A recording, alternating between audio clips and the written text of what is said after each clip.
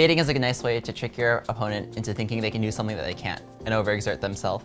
It's a very good way to set up kills, especially early game ganks, where you pretend to overexert yourself and be in a bad position. Have your opponent think like, oh, this is an opportunity I can get. And then they go for it, and suddenly your jungler comes out of the bush and kills them. The trick to a good bait is to make the opponent feel like he's being smart. If you have 25% HP and your opponent is full, and you suddenly just walk over to your opponent, if they're a good player, they'll recognize it's an obvious bait. Although the lower the rank, the more likely that is to work. But if you want to set up a good bait, think about how smart they are and how much into the game they read.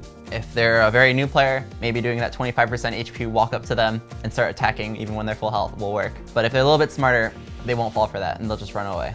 If your opponent is good, they'll probably look at the mini-map and see like, I have no idea where the jungler is. There's a good chance they could be in this bush right there. And then use that to read into your actions and say like, maybe he's only playing like this because he has a jungler there. What you want to do is get yourself into a slightly bad position where your opponent should really be able to win without making it too obvious. If you're a ranged champion against a melee champion who can easily kill you if they close the gap, accidentally let them close the gap a little bit. Or if you're a melee champion who's constantly getting punished by a ranged champion, try to overexert yourself for that cannon minion and they'll be like, oh, I'll kill him when he goes for that cannon minion, easy.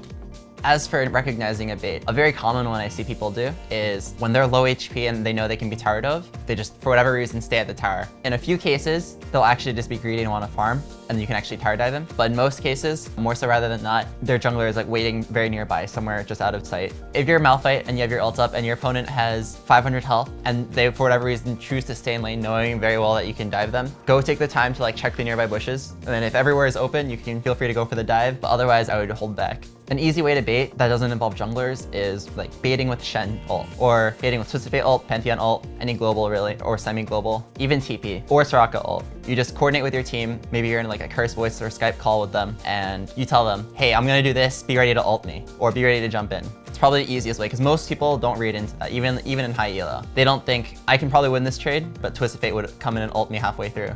If you're worried about falling for a bait, just evaluate like all the possible ways you could be killed by someone other than your opponent. If the jungler's been missing and he hasn't been seen anywhere on the map for a while, be wary of that, use that to read into your opponent's actions and think about why they're doing that. If someone has a TP and you see your opponent suddenly put a ward in the middle of the lane, they're probably trying to set up for a gank, be wary of that. If there's a Twisted Fate or a Pantheon, just know that at any point that circle or that little eye above your head can appear and you'll get stunned. So if there's a Twisted Fate or a Pantheon on the enemy team, wait for them to like actually be on the map engaging in combat or farming with someone. The moment you see them missing, play back. Pay attention to the minimap like as often as you can without losing too much focus on the main game.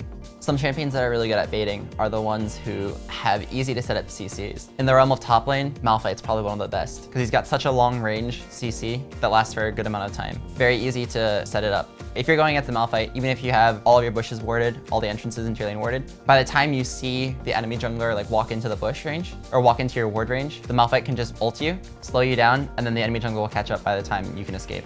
But in general, people with CC, the longer range and the longer lasting, the better. And targeted CC is good too. Those champions set up baits and ganks much better.